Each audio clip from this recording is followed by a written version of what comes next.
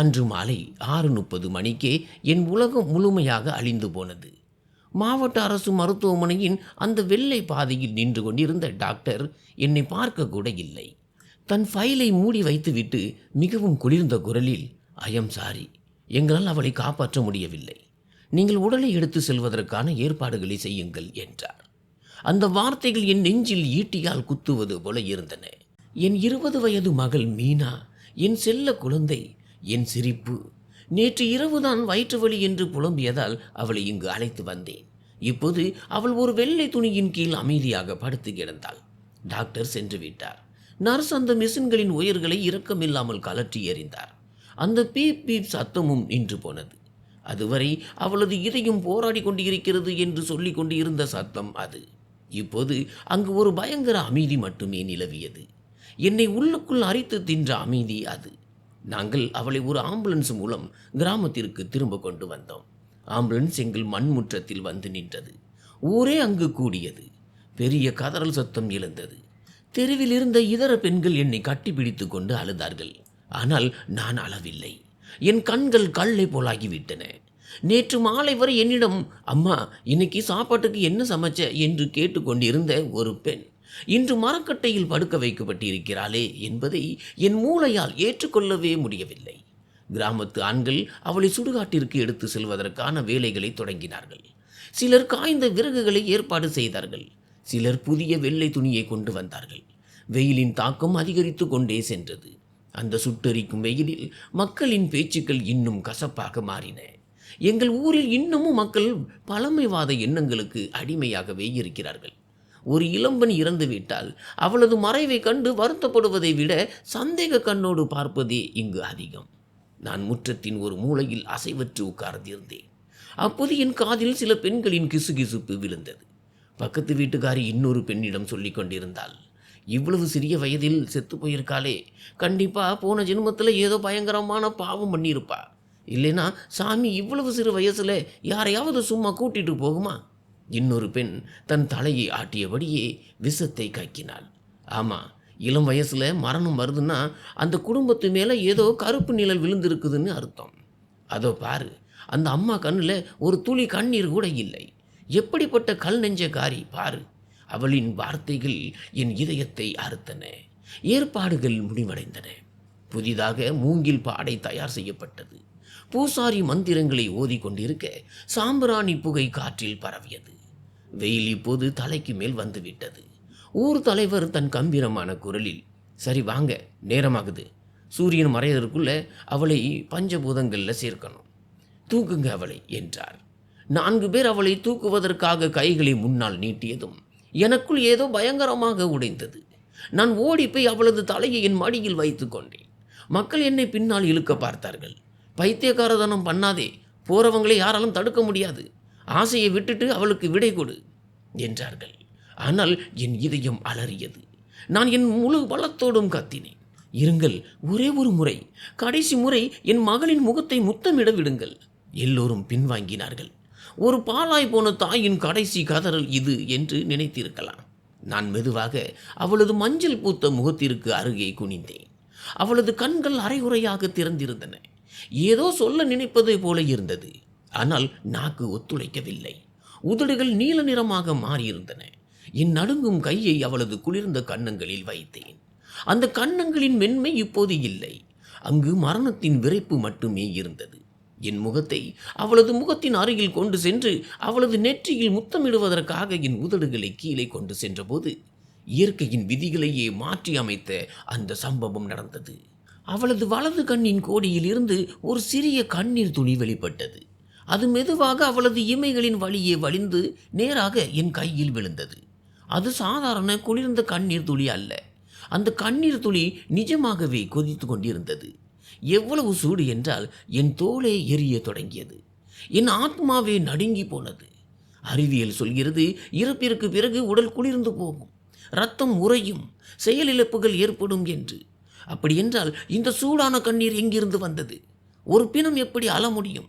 ஒரு பிணத்தால் தன் தாயின் தொடுதலை எப்படி உணர முடியும்? இல்லை, அது வெறும் கண்ணீர் அல்ல. இருண்ட ஆழத்தில் இருந்து அவள் எனக்கு அனுப்பிய கடைசி கூக்குரல் அது. நான் பைத்தியத்தை போல அவள் நெஞ்சில் என் காதை வைத்து பார்த்தேன்.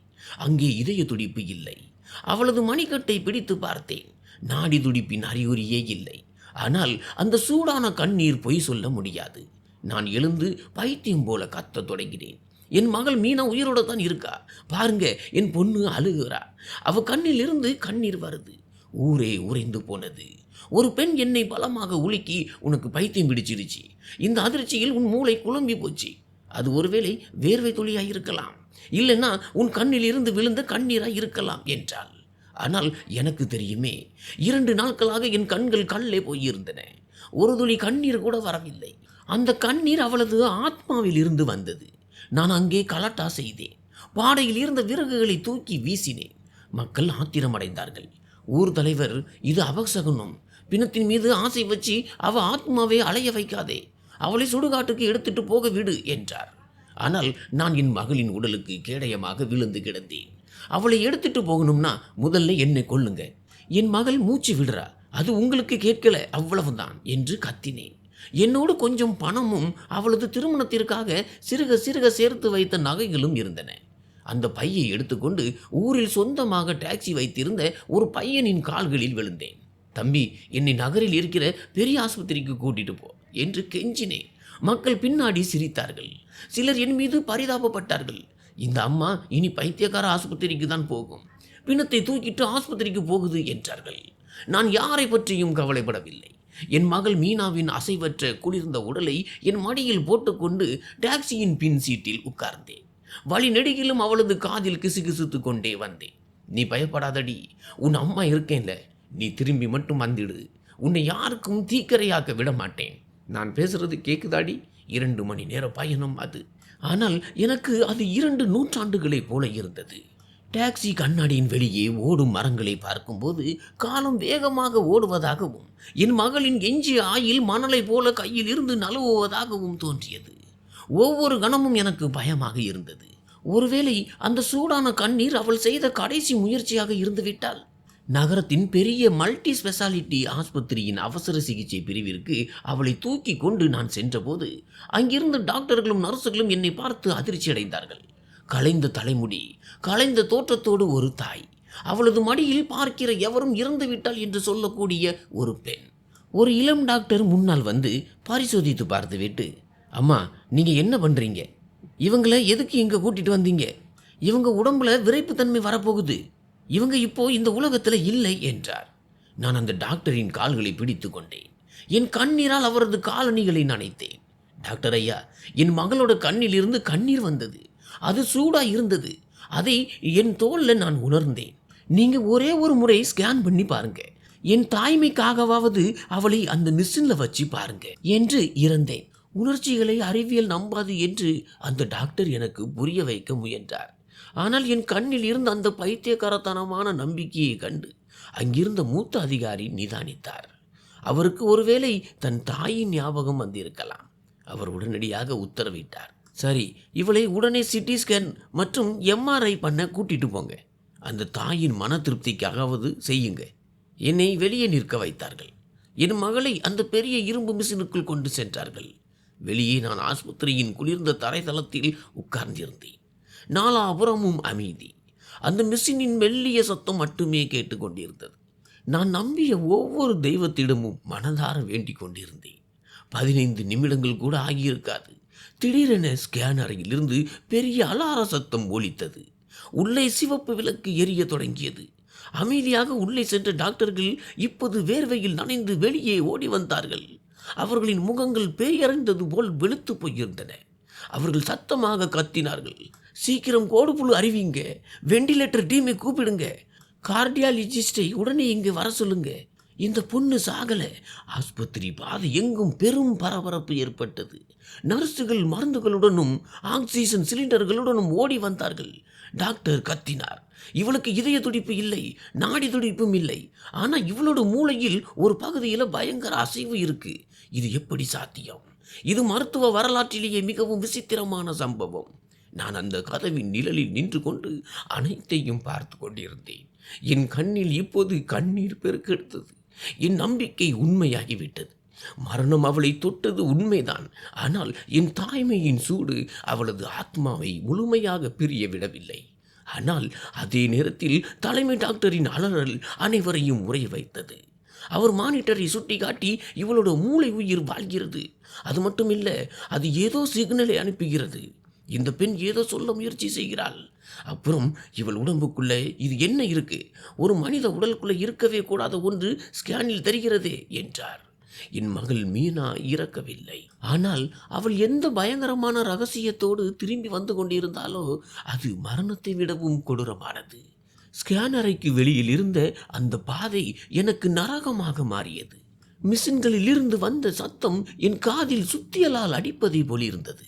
டாக்டர்கள் ஓடி வந்து கோட்புழு அறிவித்த போது கடவுள் என் கூக்குரலை கேட்டுவிட்டார் என்று நினைத்தேன்.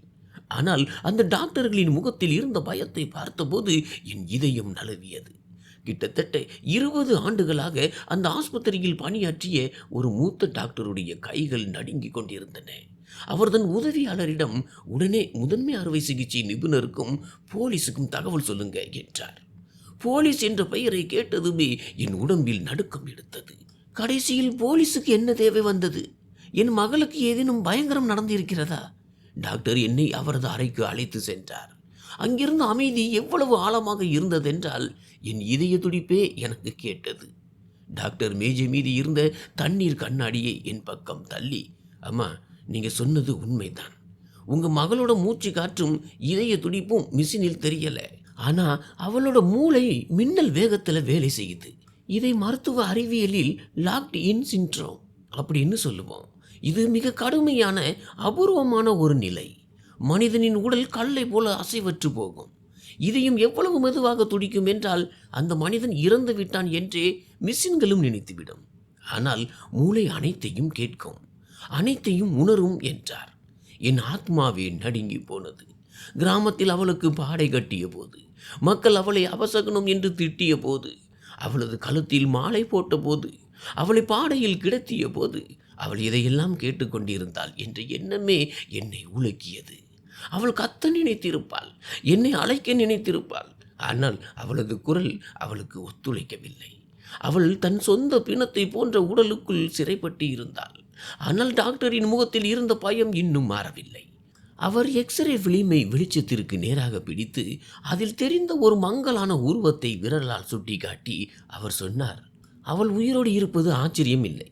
ஆச்சரியமான மற்றும் அதிர்ச்சி அளிக்கும் விஷயம் என்னவென்றால், அவளது குடலுக்கு அருகிலும் நுரையீரலுக்கு அருகிலும் ஏதோ ஒன்று படிந்திருக்கிறது. அது இயற்கையானது அல்ல. நான் பயந்து போய் கேட்டேன், ஐயா, நீங்கள் சரியாக என்ன சொல்ல வருகிறீர்கள்? டாக்டர் தன் கண்ணாடியை கலற்றிவிட்டு மெல்லிய குரலில் சொன்னார், அவளுக்கு எந்த நோயும் வரவில்லை. அவளுக்கு விஷம் கொடுக்கப்பட்டிருக்கிறது. ஆனால் இது சாதாரண விஷம் அல்ல. இது மெதுவாக வேலை செய்யும் ஒரு விஷம். இது உடலை மெல்ல மெல்ல முடக்கி மரணம் போன்ற ஒரு நிலையை உருவாக்கும். நீங்கள் 1/2 மணி நேரம் தாமதமாக வந்திருந்தால் சுடுகாட்டின் நெருப்பு அவளது இந்த சிறையை என்றென்றைக்குமாக முடித்திருக்கும். அவள் உயிருடன் எரிக்கப்பட்டிருப்பாள். இதை கேட்டதும் என் காலடி மண் சரிந்தது. என் தலை சுற்றத் தொடங்கியது. என் அகிம்சையான அப்பாவி மகள், அவள் யாருக்கும் மனதால் கூட கெடுதல் நினைத்ததில்லை. அவளை யாரோ உயிருடன் கொளுத்த திட்டமிட்டிருந்தார்கள். என் கண் முன்னே எங்கள் அழிவை விரும்பிய கிராமத்து முகங்கள் வந்து சென்றன. நிலப்பத்திரங்களுக்காக என் குழந்தனார் என்னுடன் சண்டையிட்ட அந்த நாள் எனக்கு நினைவுக்கு வந்தது. அன்றிரவு உடல்நிலை சரியில்லை என்று சொன்னபோது பக்கத்து வீட்டுக்காரி அவளுக்கு கொடுத்த அந்த சர்பத்தும் எனக்கு நினைவுக்கு வந்தது. இப்போது ஒவ்வொரு முகமும் ஒரு கொலையாளியை போல தோன்ற தொடங்கியது. டாக்டர்கள் அவளை வெண்டிலேட்டருக்கு மாற்றினார்கள். அவளது உடலில் டஜன் கணக்கான குழாய்கள் இணைக்கப்பட்டிருந்தன. அந்த வெள்ளை நிற படுக்கையில் அவள் எவ்வளவு சிறியவளாக காணப்பட்டாள் என்றால், ஏதோ ஒரு வேட்டை பறவையால் இரத்த கலரியாக்கப்பட்ட மென்மையான சிறு பறவை போல இருந்தாள். டாக்டர் சொன்னார், நாங்கள் அவளது இரத்தத்தை மாற்ற வேண்டும், அந்த நஞ்சை உடலில் இருந்து வெளியேற்ற வேண்டும். ஆனால் இதற்கு லட்சக்கணக்கில் செலவாகும். என்னிடம் என்ன இருந்தது? அடமானம் வைக்கப்பட்ட ஒரு சிறிய வீடும் கொஞ்சோண்டும் நகைகளும் மட்டுமே. ஆனால் அந்த நிமிடத்தில் எனக்கு பணத்தை பற்றி கவலை இல்லை. என் மகளின் உயிர் மட்டுமே முக்கியமாக இருந்தது. நான் டாக்டர் முன் கைகூப்பி சொன்னேன், நீங்கள் சிகிச்சையை ஆரம்பிங்க டாக்டர். நான் என் சிறுநீரகத்தை விற்கிறேன், என் இரத்தத்தை விற்கிறேன். ஆனால் என் பொண்ணை காப்பாதுங்க. இரவு 2 மணி நேரம் இருக்கும். நான் தீவிர சிகிச்சை பிரிவின் கண்ணாடி கதவுக்கு வெளியே உட்கார்ந்திருந்தேன். மருத்துவமனை முழுவதும் அமைதியில் ஆழ்ந்திருந்தது. வெண்டிலேட்டர் மிஷினின் டிக் டிக் சத்தம் மட்டுமே கேட்டுக்கொண்டிருந்தது. அப்போது அந்த நடைபாதையில் யாரோ நடப்பது போன்ற உணர்வு எனக்கு ஏற்பட்டது. நான் திரும்பி பார்த்தேன். ஆனால் அங்கே யாரும் இல்லை. ஒருவேளை அது என் பிரம்மையோ என்று நினைத்தேன். ஆனால் சிறிது நேரத்திற்கு பிறகு மீண்டும் அதே காலடி சத்தம். யாரோ கனமான பூட்ஸ் காலணிகளை அணிந்து கொண்டு மெதுவாக என்னை நோக்கி வருவது போலிருந்தது. நான் பயந்து போய் ஒரு மூலையில் ஒளிந்து கொண்டேன். நான் பார்த்தேன். கருப்பு நிற கோட் அணிந்து முகத்தில் மாஸ்க் மாட்டிய ஒரு நிழல் உருவம். அது மெதுவாக என் மகளின் வார்டை நோக்கி சென்று கொண்டிருந்தது. என் இதயம் தொண்டைக்கே வந்துவிட்டது. அவன் டாக்டராக இருந்தால் நேரடியாக உள்ளே சென்றிருப்பான். ஆனால் அவன் நாலாபுறமும் நோட்டமிட்டு கொண்டிருந்தான். அவன் கையில் ஒரு சிறிய பாட்டிலும் ஒரு ஊசியும் இருந்தன. அவன் தன் அரைகுறை வேலையை முடிக்க வந்த கொலையாளியின் ஆள் என்பதை புரிந்து கொள்ள எனக்கு அதிக நேரம் எடுக்கவில்லை. என் தாய்மை இப்போது காளி தேவியின் ரூபம் எடுத்தது. பயம் மறைந்து போய் அதற்கு பதிலாக கோபக்கனல் மூண்டது. அந்த நபர் வார்டின் கைப்பிடியை பிடித்ததும் நான் என் முழு பலத்தோடும் அவன் மீது பாய்ந்தேன். அவன் முடியை பிடித்து கொண்டு சத்தமாக கத்தினேன், பிடிங்க பிடிங்க, இவன் கொலையாளி. மருத்துவமனை காவலாளிகள் ஓடி வந்தார்கள். அந்த நபர் என்னை பலமாக தள்ளிவிட்டு தப்பியோட முயன்றான். ஆனால் நர்சுகளும் காவலாளிகளும் அவனை நாலாபுறமும் வளைத்து பிடித்தார்கள். அவனது மாஸ்கை கலற்றிய போது நான் அதிர்ந்து போனேன். அவன் எங்கள் ஊரை சேர்ந்த பையன், என் குழந்தனாரின் மிக நெருங்கிய நண்பன். போலீசுக்கு தகவல் தெரிவிக்கப்பட்டது. மருத்துவமனையின் அந்த பரபரப்பில் என் பார்வை திடீரென ஐசியூ மானிட்டர் மீது விழுந்தது. அதுவரை நேர்கோடாக இருந்த இதய துடிப்பின் கோடுகள் இப்போது ஏற இறங்க தொடங்கின. ஒரு நர்ஸ் கத்தினாள், டாக்டர், நோயாளிக்கு நினைவாற்றல் திரும்புவது போல இருக்கு. நான் கண்ணாடியில் கையை வைத்து கொண்டு நின்றேன். என் மகளின் விரல்களில் அசைவு ஏற்பட்டது. அவளது கண்களில் சுடுகாட்டில் இருந்த பயம் இல்லை, சில மனிதர்கள் மீதான ஆழமான வேதனை தெரிந்தது. அவள் தன் தாயை பார்த்தாள். அவளது உதடுகள் ஏதோ முணுமுணுத்தன. நர்ஸ் அவளது வாயில் இருந்த மாஸ்கை சற்றே நகர்த்தினாள். அவள் மிகவும் மெதுவாக உடைந்து போன குரலில் ஒரே ஒரு வார்த்தையை மட்டும் உச்சரித்தாள், சித்தப்பா. அந்த ஒரு வார்த்தையை கேட்டதும் என் காலடி மண் சரிந்தது. என் சொந்த குடும்பத்து நபர், என் கணவனின் உடற்பிறந்த தம்பியே என் வயிற்றை அழிக்க முயன்றிருக்கிறான். சொத்துக்காக அந்த சொற்ப நிலம் ஒரு உயிரை விட மேலானதாகிவிட்டதா? என் மகள் மீனா பிறவிலேயே போராளி அல்ல. ஆனால் இந்த சம்பவம் அவளை ஒரு போர் வீரனாக மாற்றியிருந்தது. அவள் எனக்கு போராடுவதற்கான ஒரு காரணத்தை கொடுத்திருந்தாள். இப்போது எனக்கு அவளை காப்பாற்றுவது மட்டுமே லட்சியம் அல்ல. ஒரு தாயின் வயிற்றில் அக்னி வைக்க பார்த்த அந்த ஓநாய்களுக்கு தண்டனை பெற்று தர வேண்டும். டாக்டர் வெளியே வந்து என்னிடம் சொன்னார், விஷத்தின் தாக்கம் இப்போது மூளையில் குறைந்து வருகிறது. ஆனால் அவள் முழுமையாக குணமடைய பல மாதங்கள் ஆகும்.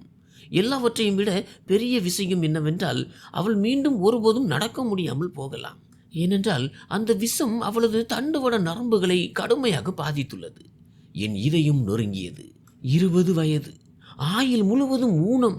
ஆனால் பிறகு நானே எனக்கு சமாதானம் சொல்லிக் கொண்டேன். குறைந்தது அவள் உயிரோடாவது இருக்கிறாளே, குறைந்தது என் அணைப்பிலாவது இருக்கிறாளே. அன்றிரவு நான் மருத்துவமனையின் குளிர்ந்த தரைதளத்தில் படுத்துக்கொண்டு வானத்தை பார்த்தேன். மனிதன் எவ்வளவு பெரிய சதி திட்டம் தீட்டினாலும் இயற்கைக்கு என்று ஒரு நீதி இருக்கிறது என்று நினைத்தேன். சுடுகாட்டின் வாசலில் அவளது கண்ணில் இருந்து வழிந்த அந்த ஒரு துளி கண்ணீர் தற்செயலானது அல்ல. தீமை எவ்வளவு சக்தி வாய்ந்ததாக இருந்தாலும் ஒரு தாயின் பிரார்த்தனை அதை சாம்பலாக்கிவிடும் என்பதற்கான இறைவனின் எச்சரிக்கை அது. இனி போராட்டம் தொடங்கவிருந்தது. பணம், நீதி மற்றும் எங்களை அமைதியாக வாழ விடாத அந்த அதிகாரத்திற்கு எதிராக. ஆனால் நான் தயாராக இருந்தேன். என் மகளுக்காக நான் மரணத்தோடு போராடி மீண்டு வந்தவள். இந்த மனிதர்களுடன் போராடுவது எனக்கு ஒரு பொருட்டா? மருத்துவமனையின் அந்த வெள்ளை அறையில் என் மகள் மீனா வெண்டிலேட்டர் உதவியுடன் மூச்சு விட்டு கொண்டிருந்தாள். ஆனால் வெளியே எனக்கு ஒரு தனி போராட்டம் தொடங்கியிருந்தது. மருத்துவமனைக்குள் நுழைய முயன்ற அந்த பையனை போலீசார் கைது செய்திருந்தார்கள். அவனது வாக்குமூலத்தின் அடிப்படையில் என் மகளின் சொந்த சித்தப்பாவான என் கொழுந்தனார் வீட்டிற்கு போலீசார் சோதனை செய்ய சென்றது. அவன் ஏற்கனவே தலைமறைவாகி இருந்தான். இதை கேட்டதும் என் நெஞ்சம் நடுங்கியது. என் மகளை சிறு வயதில் மடியில் போட்டு வளர்த்தவன், அவள் ஆசையாக சித்தப்பா என்று அழைத்தவன், அவனே அவளது கொலையாளியாக மாறியிருக்கிறான். எங்கள் பரம்பரை நிலத்தை கைப்பற்ற வேண்டும் என்பதற்காக மட்டுமே. நகரத்து மருத்துவமனையில் பகல் பொழுதுகள் எப்படியோ கழிந்துவிடும். ஆனால் இரவுகளை கடப்பது மிகவும் கடினமாக இருந்தது. விஷத்தின் காரணமாக தண்டுவட நரம்புகள் மிகவும் சேதமடைந்து விட்டதால் அவளது கால்களில் இனி பலம் இருக்காது என்று டாக்டர்கள் தெளிவாக கூறிவிட்டார்கள். மான்குட்டி போல ஊர் முழுவதும் துள்ளி ஓடித் திரிந்த என் 20 வயது அழகான மகள் இப்போது படுக்கையிலேயே முடங்கி போனாள். அவளுக்கு முழு நினைவாற்றல் திரும்பி தன் நிலைமையை புரிந்து கொண்ட போது அவள் மணிக்கணக்கில் அமைதியாக வானத்தை பார்த்து கொண்டிருப்பாள். அவளது கண்களில் பழைய ஒளி இல்லை. அங்கே ஒரு ஆழமான வெற்றிடம் மட்டுமே தெரிந்தது. ஒரு நாள் அவள் என் கையை பிடித்து கொண்டு மிகவும் மெல்லிய குரலில் கேட்டாள், அம்மா, நான் இனிமே என்னைக்குமே எழுந்து நிற்க முடியாதா? மக்கள் என்னை சுமையாக நினைப்பார்களா?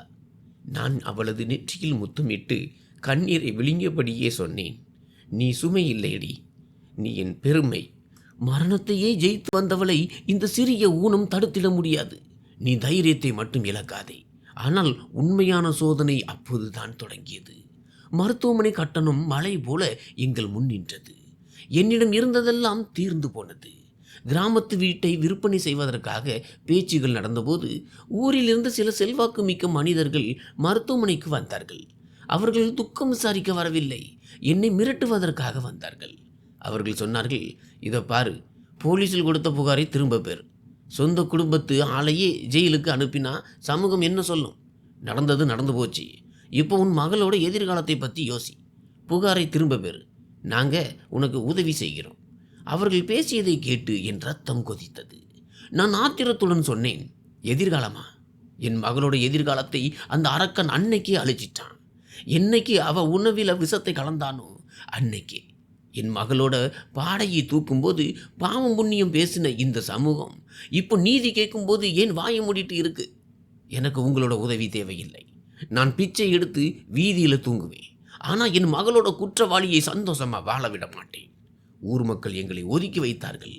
பேச்சுவார்த்தை, நீர், உணவு நிறுத்தப்படும் என்று மிரட்டினார்கள். ஆனால் எனக்கு அதை பற்றி கவலை இல்லை.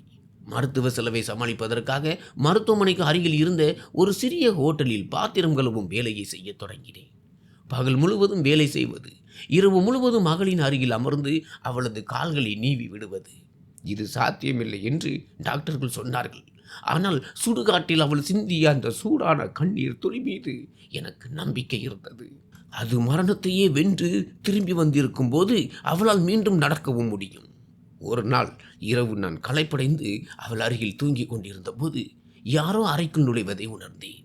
நான் கண்ணை திறந்து பார்த்தபோது அது எங்கள் ஊரை சேர்ந்த ஒரு வயதான பாட்டி. எல்லோரும் அவளை பைத்தியம் என்று நினைப்பார்கள். அவள் திருட்டுத்தனமாக உள்ளே வந்திருந்தாள். அவள் கையில் ஒரு சிறு மூட்டை இருந்தது. அவள் என் கையில் கொஞ்சம் பணத்தை கொடுத்து விட்டு சொன்னாள், அம்மா, இது என் வாழ்நாள் முழுவதும் சேர்த்து வச்ச சேமிப்பு. அந்த அநியாயக்கார கொழுந்தனாருக்கு பயப்படாதே. ஊரே அவனுக்கு பயந்து அமைதியாக இருக்கு. ஆனால் மேலே இருக்கிற சாமி எல்லாத்தையும் பார்த்துட்டு இருக்கான். உன் பொண்ணை தோத்து போக விடாதே. அந்த பாட்டியின் சிறிய உதவி எனக்குள் ஒரு புதிய புத்துணர்ச்சியை பாய்ச்சியது. மனிதநேயம் இன்னும் செத்து போகவில்லை என்பதை உணர்ந்தேன். மெல்ல மெல்ல சோசியல் மீடியா மூலமாக எங்கள் கதை அனைவருக்கும் தெரிய வந்தது. சில நல்ல மனிதர்கள் முன் வந்து சிகிச்சை செலவை ஏற்றுக்கொண்டார்கள். போலீசாருக்கும் அழுத்தம் அதிகரித்தது. இறுதியில் என் கொழுந்தனார் பக்கத்து மாநிலத்தில் வைத்து போலீசாரால் கைது செய்யப்பட்டான். அவனை விலங்கிட்டு என் முன் கொண்டு வந்தபோது அவனது கண்களில் பச்சாபதம் இல்லை, மாறாக ஆத்திரம் மட்டுமே இருந்தது. அவன் கத்தினான், இந்த நிலம் என்னோடது, இதை எந்த பொண்ணு பேருக்கும் நான் போக விட மாட்டேன். அவனது அந்த வெறுப்பு நிறைந்த பார்வையை பார்த்து எனக்கு அருவருப்பாக இருந்தது. நான் அவனை ஏறெடுத்தும் பார்க்கவில்லை. என்னை பொறுத்தவரை அந்த மனிதன் அன்னைக்கே செத்து விட்டான். என் முழு கவனமும் இப்போது என் மகளின் மறுவாழ்வில் மட்டுமே இருந்தது. பல மாத பிசியோதெரபி பயிற்சிகளுக்கும் எண்ணற்ற கடினமான போராட்டங்களுக்கும் பிறகு ஒரு நாள் காலையில் நான் ஏங்கிய அந்த அற்புதம் நடந்தது. நான் அவளது கால்களில் சூடான எண்ணெயை தடவி நீவி விட்டு கொண்டிருந்தேன். திடீரென அவளது கால் கட்டை விரலில் ஒரு சிறிய அசைவு ஏற்பட்டது. அது என் பிரம்மையோ என்று நினைத்தேன். நான் மீண்டும் லேசாக அழுத்தினேன். அவள் மெதுவாக முணங்கியபடியே சொன்னாள், அம்மா, எனக்கு உணர்வு தெரியுதும்மா. நாங்கள் தாய் மகள் இருவரும் ஒருவரை ஒருவர் கட்டியணைத்து கொண்டு கதறி அழுந்தோம். அந்த அழுகை துக்கத்தினால் வந்ததல்ல, வெற்றியினால் வந்தது. டாக்டர் கொண்டு ஓடி வந்தது. அவர்கள் ஆச்சரியமடைந்தார்கள். இது அறிவியலை விட உங்களின் சேவைக்கும் அவளது மன உறுதிக்கும் கிடைத்த பெரிய வெற்றி. அவளது நரம்புகளில் மீண்டும் உணர்ச்சி திரும்புகிறது என்றார்கள். போராட்டம் இன்னும் முடியவில்லை. கிராமத்திற்கு திரும்ப வேண்டியிருந்தது. அங்கே இன்னும் பல எதிரிகள் வஞ்சகத்தோடு காத்து கொண்டிருந்தார்கள். சமூகத்தின் கேலி பேச்சுகள் இன்னும் நிற்கவில்லை. பார்ப்போம், அவள் நகரத்தில் இருந்து திரும்பி வரும்போது அவளை யார் ஏத்துக்கிறாங்கன்னு என்று மக்கள் பேசிக்கொண்டார்கள். ஆனால் எனக்கு அதை பற்றி கவலையே இல்லை. என் மகள் இப்போது வெறும் என் மகளாக மட்டுமே இருக்கவில்லை. அவள் ஒரு உண்மையான போர் வீரனாக மாறியிருந்தாள். அவள் மருத்துவமனை படிக்கட்டில் இருந்தபடியே படிக்கத் தொடங்கினாள். அவள் ஒரு வழக்கறிஞராக மாறி சொந்த மனிதர்களே எதிரிகளாக மாறும் பெண்கள் மற்றும் குழந்தைகளுக்காக போராட வேண்டும் என்று முடிவெடுத்தாள். நாட்கள் செல்ல செல்ல அவளது உடல்நிலை முன்னேறி கொண்டே வந்தது.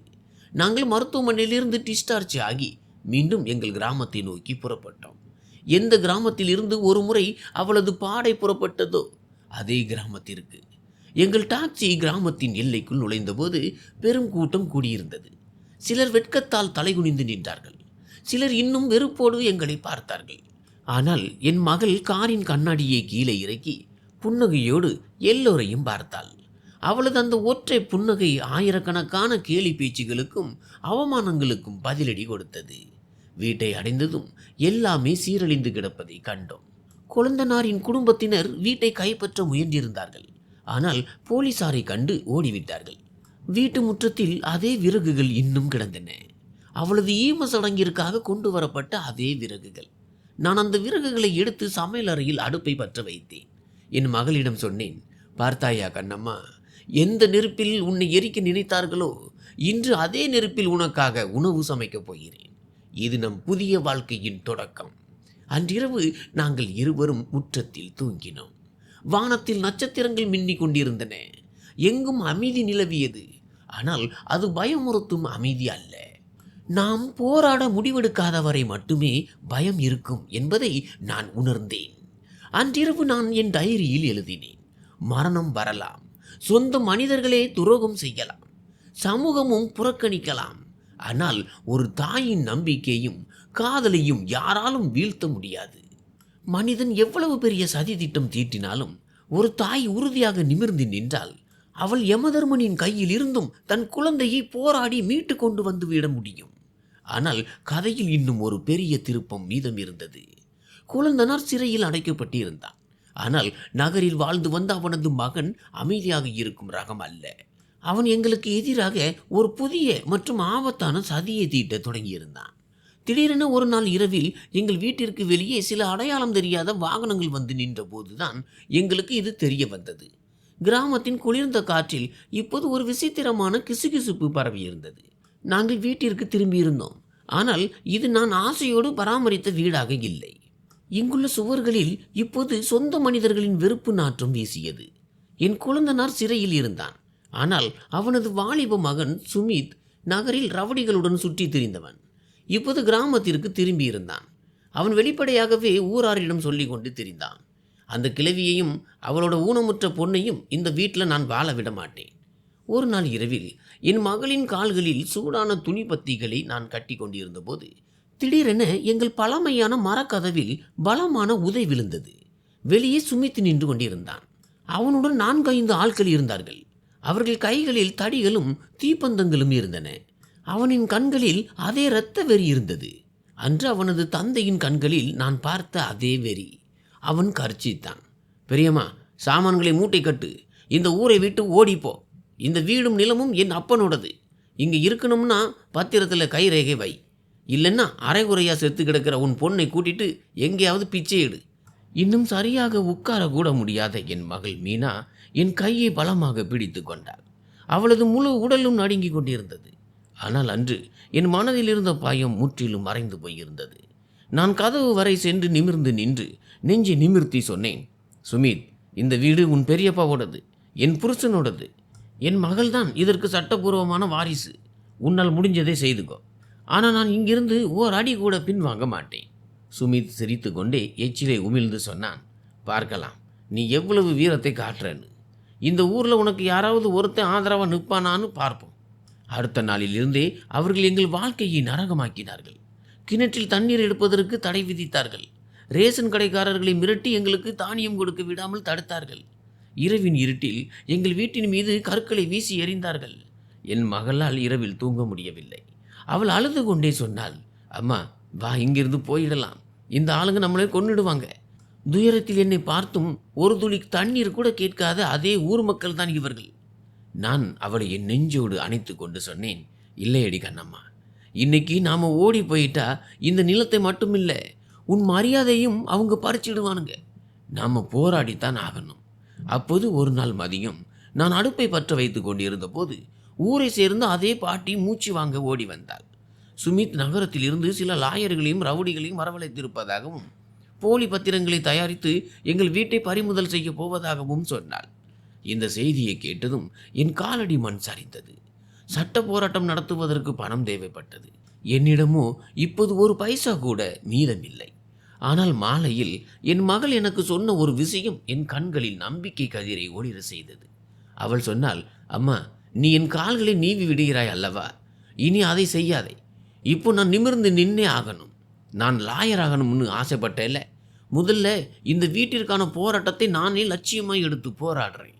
அவள் படுக்கையிலேயே கிடந்து கொண்டு சுமித்தின் ரவடித்தனத்தால் பாதிக்கப்பட்ட கிராமத்து வாலிபர்களுக்கு செய்திகளை அனுப்பத் தொடங்கினாள். அவளுக்கு மொபைல் பயன்படுத்த தெரிந்திருந்தது. மருத்துவமனையில் சந்தித்த சில நல்ல மனிதர்களின் உதவியுடன் நகரத்தில் உள்ள ஒரு பிரபல லாயருக்கு வீடியோ கால் மூலம் தன் கதையை கூறினாள். அவளது குரலில் இருந்த துயரமும் உண்மையும் எவ்வளவு ஆழமாக இருந்ததென்றால், அந்த புகழ்பெற்ற லாயர் எங்கள் வழக்கில் இலவசமாக போராட ஒப்புக்கொண்டார். ஆனால் சுமித்திற்கு இது தெரிய வந்தபோது அவன் ஆத்திரத்தில் கொதித்து போனான்.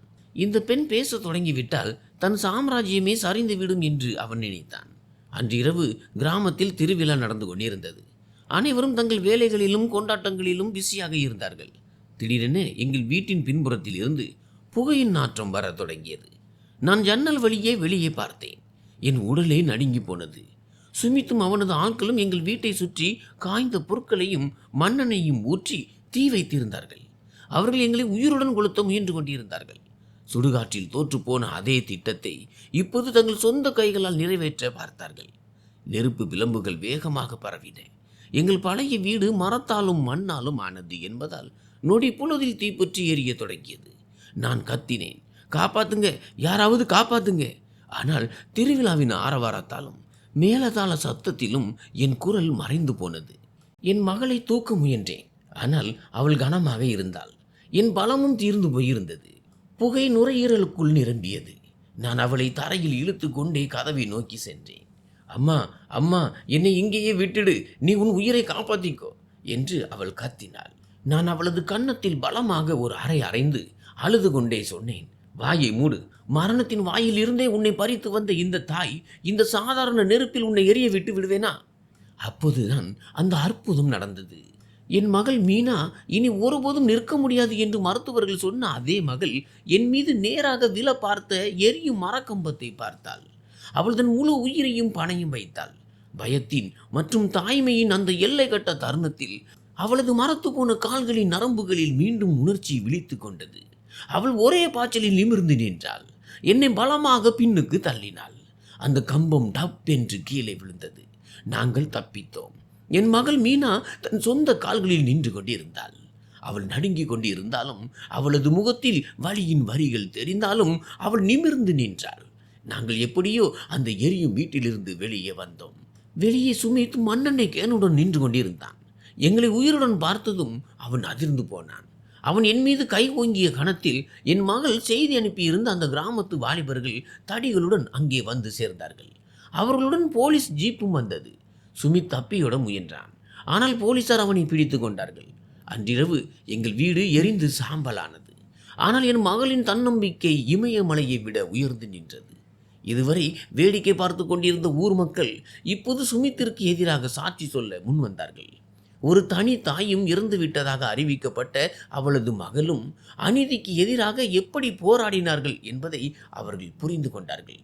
காலையில் சூரியன் உதித்த போது நாங்கள் எங்கள் வீட்டின் சாம்பலின் முன் உட்கார்ந்திருந்தோம். எங்கள் உடலில் இருந்த உடைகளை தவிர வேறு எதுவும் மீதமில்லை. ஆனால் என் மகள் என் கையை பிடித்து கொண்டு சொன்னாள், அம்மா, வீடு எரிஞ்சா என்ன, பாரு, என்னால் நடக்க முடியுது. இப்போ இந்த சாம்பலில் இருந்து நாம் ஒரு புதிய வீட்டை கட்டுவோம். அந்த வீட்டின் அடித்தளம் வெறுப்பில் இருக்காது, உண்மையில் இருக்கும். அந்த கிராம தலைவர் பஞ்சாயத்தை கூட்டினார். அவர் எங்கள் முன் தலை குனிந்து மன்னிப்பு கேட்டார். ஊரே சேர்ந்து எங்களுக்கு வீட்டை மீண்டும் கட்டித்தரும் என்று அறிவித்தார். ஆனால் என் மகள் அதை மறுத்தாள். அவள் சொன்னால், எனக்கு தானம் தேவையில்லை, எனக்கு என் உரிமை மட்டுமே வேண்டும். அந்த சாம்பல் மேட்டின் மீது நின்று கொண்டு சுமித்தும் அவனது தந்தையும் செய்த அனைத்து மோசடிகளையும் அக்கிரமங்களையும் ஊரறிய வெளிச்சம் போட்டு காட்டினாள். அவள் இப்போது பயந்த பெண் அல்ல, தன் சொந்த கண்களால் தன் பாடையை பார்த்த பெண் அவள். அடுத்த சில வாரங்களில் ஊரே எப்படி மாறியது என்பதை நாங்கள் பார்த்தோம். நேற்று வரை எங்களை பாவிகள் என்று சொன்னவர்கள் இப்போது என் மகளை கிராமத்தின் பெண் சிங்கம் என்று அழைக்கத் தொடங்கினார்கள். ஆனால் என் மனதிற்குள் இன்னும் ஒரு பயம் இருந்து கொண்டே இருந்தது. கொழுந்தனார் சிறையில் இருந்தான், சுமித்தும் சிறைக்கு சென்று விட்டான்.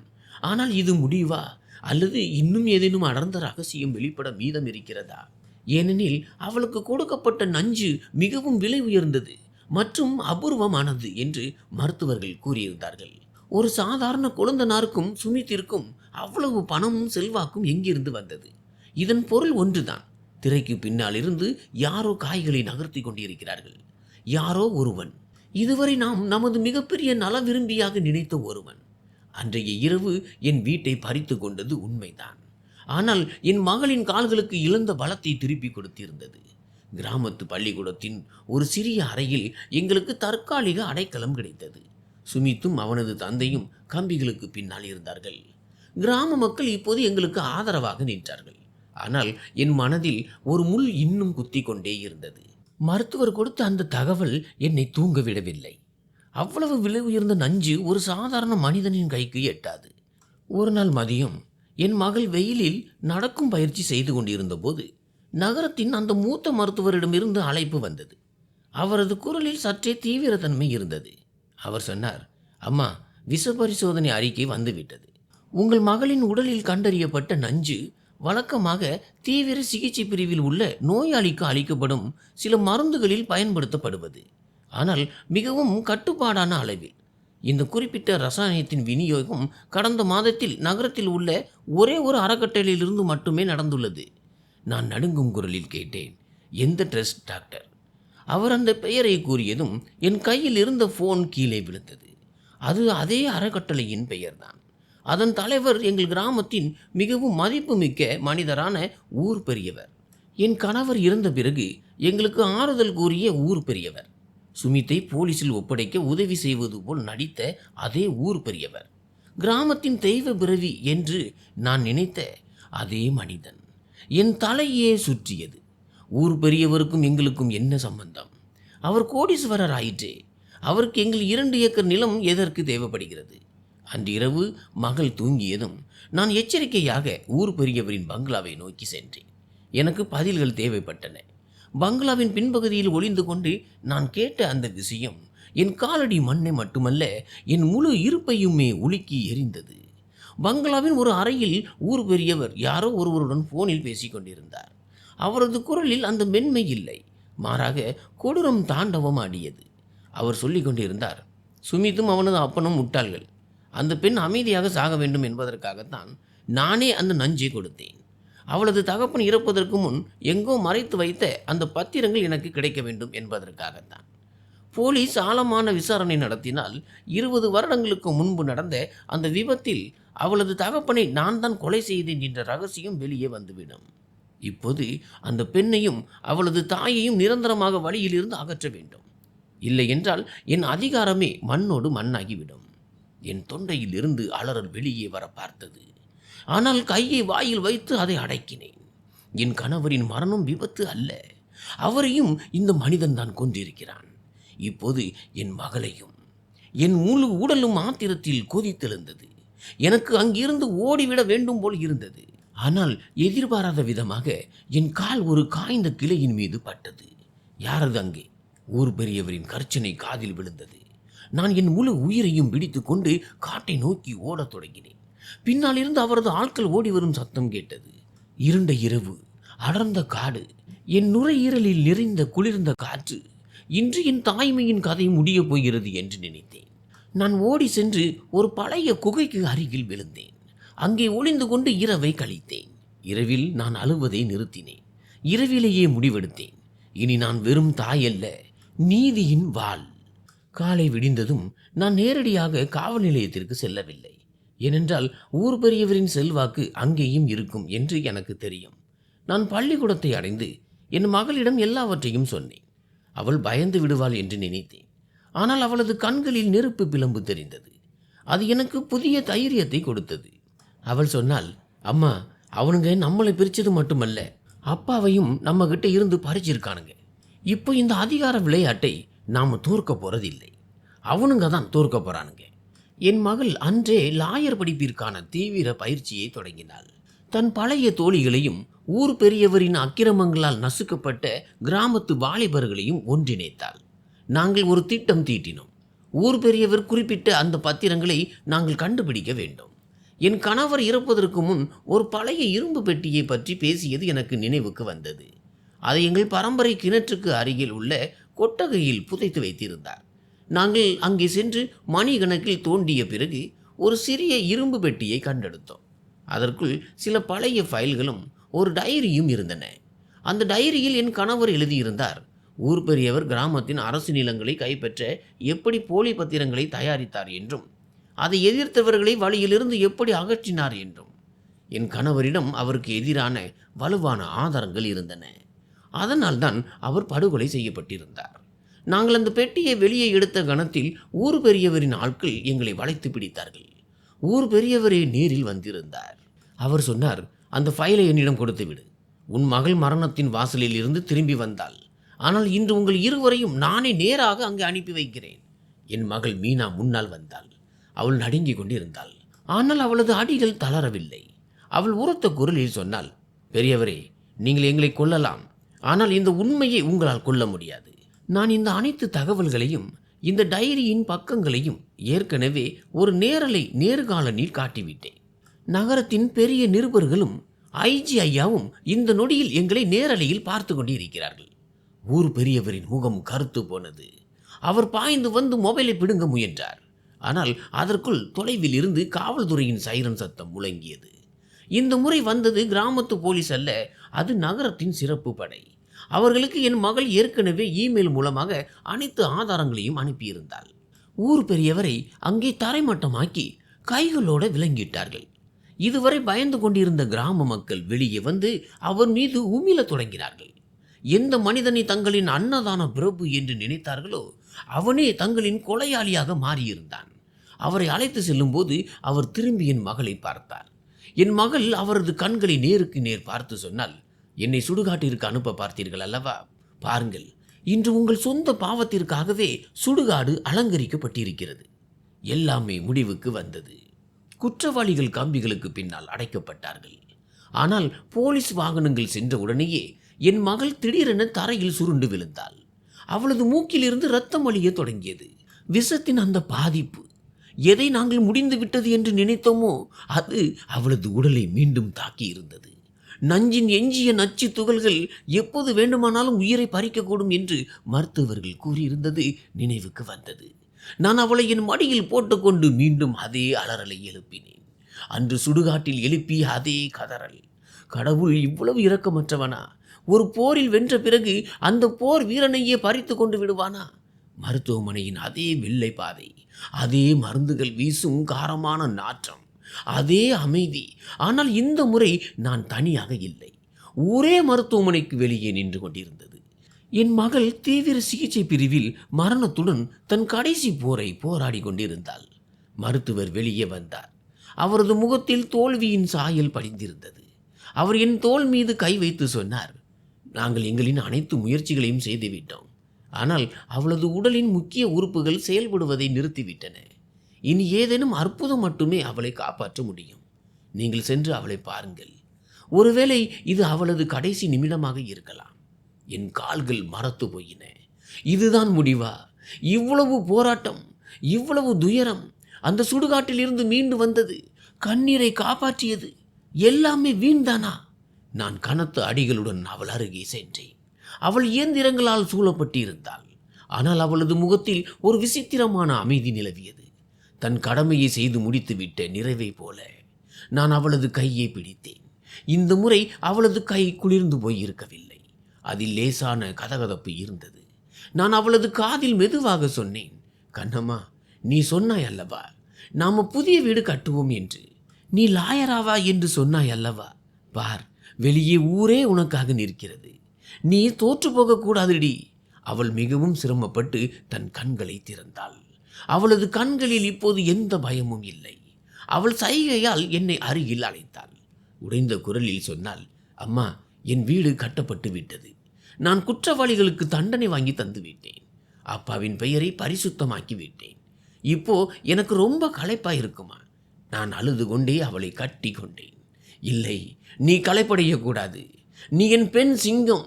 அவள் லேசாக புன்னகைத்து சொன்னாள், அம்மா, அன்னைக்கு சுடுகாட்டில் விழுந்த அந்த சூடான கண்ணீர் துளி துக்கத்தினால் வந்தது இல்லை அம்மா. என் அம்மா எனக்காக இந்த உலகத்தையே எதிர்த்து போராடுறதை பார்த்து வந்த கண்ணீர் அது. உன் தாய்மையின் அன்பினால் தான் நான் திரும்பி வந்தேன். ஆனால் இப்போ அப்பா என்னை கூப்பிடுறாருமா. அம்மா, நீ அழாதே. நான் எங்கும் போகலை. நீ பிறருக்கு நீதி வாங்கி தரும் ஒவ்வொரு போராட்டத்திலும் நான் உன்னோடு தான் இருப்பேன். அவளது கையின் பிடி மெல்ல மெல்ல தளர்ந்தது. மானிட்டரில் ஓடிக்கொண்டிருந்த அந்த அலைவரிசை கோடுகள் நேர்கோடாக மாறின. பின்னர் ஒரு நீண்ட சத்தம். என் உலகம் மீண்டும் அழிந்து போனது. ஆனால் இந்த முறை நான் சுடுகாட்டில் பைத்தியத்தை போல அலறவில்லை. இந்த முறை என் கண்களில் கண்ணீர் இருந்தது. ஆனால் அது பெருமிதத்தால் நிறைந்திருந்தது. என் மகள் மரணத்திற்கு பிறகும் ஜெயித்து விட்டாள். எங்கள் வீட்டை அந்த பெரியவர் எரியூட்டிய அதே இடத்தில் அவளது இறுதி சடங்குகளை செய்தோம். ஆனால் இந்த முறை எந்த கேலி பேச்சுகளும் இல்லை. யாரையும் பாவி என்று சொல்வதற்கும் ஆள் இல்லை. ஊரே அழுது கொண்டிருந்தது. கிராமத்தின் ஒவ்வொரு பெண்ணும் தன் மகளுக்காக அவளது பாடையில் பூக்களை தூவினார்கள். அடுத்த சில மாதங்களில் அந்த சாம்பல் மேட்டின் மீது ஒரு சிறிய ஆசிரமத்தையும் சட்ட உதவி மையத்தையும் தொடங்கினேன். என் மகளின் பெயரில் மீனா உதவி மையம். அந்த பெரியவரின் சொத்துக்கள் அனைத்தும் பறிமுதல் செய்யப்பட்டு அதில் பெரும்பகுதி அவரால் பாதிக்கப்பட்ட மக்களுக்கு வழங்கப்பட்டது. இன்று நான் அதே மையத்தின் வாசலில் அமர்கிறேன். மக்கள் வருகிறார்கள், தங்கள் பிரச்சனைகளை சொல்கிறார்கள்.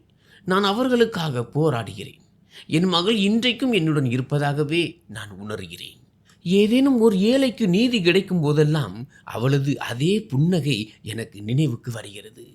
பல நேரங்களில் இரவில் நான் தனியாக இருக்கும்போது என் உள்ளங்கையை பார்க்கிறேன். அவளது கண்ணில் இருந்து அந்த சூடான கண்ணீர் துளி விழுந்த அதே இடத்தை. அந்த கண்ணீர் துளி இன்றும் கூட எனக்கு நினைவூட்டுகிறது. மரணம் இறுதி உண்மை அல்ல. உண்மை என்பது தாய்மை, போராட்டம் மற்றும் மனிதனை இறைவனுக்கு நிகராக மாற்றும் அந்த தைரியம் மட்டுமே. என் மகள் 20 வயதிலேயே மறைந்து விட்டாள். ஆனால் அவள் விட்டு சென்ற நினைவுகளும் மாற்றமும் இந்த உலகம் உள்ளவரை அழியாது. இந்த கிராமம் அதை ஒருபோதும் மறக்காது. இது ஒரு தாயின் கதை. தன் குழந்தையை சுடுகாட்டில் இருந்தே போராடி பறித்து வந்து வரலாற்றின் பக்கங்களில் அமரத்துவமடைய செய்த ஒரு தாயின் கதை. எனவே நண்பர்களே, மரணத்தையும் தோற்கடித்த ஒரு தாயின் கதை இது. எல்லாமே முடிந்துவிட்டது என்று நாம் பல முறை நினைக்கிறோம். ஆனால் நினைவில் வைத்துக் கொள்ளுங்கள், நம்பிக்கையின் ஒரு சிறு ஒளியும் அன்பானவர்களின் ஆதரவும் இருக்கும் வரை எந்த சதி திட்டமும் நம்மை வீழ்த்த முடியாது. நீதியின் இந்த சுடர் ஒருபோதும் அணையாது. ஏனென்றால் அந்த சூடான கண்ணீரின் கதகதப்பு இன்றும் கூட என் இதயத்தில் வாழ்கிறது. நன்றி.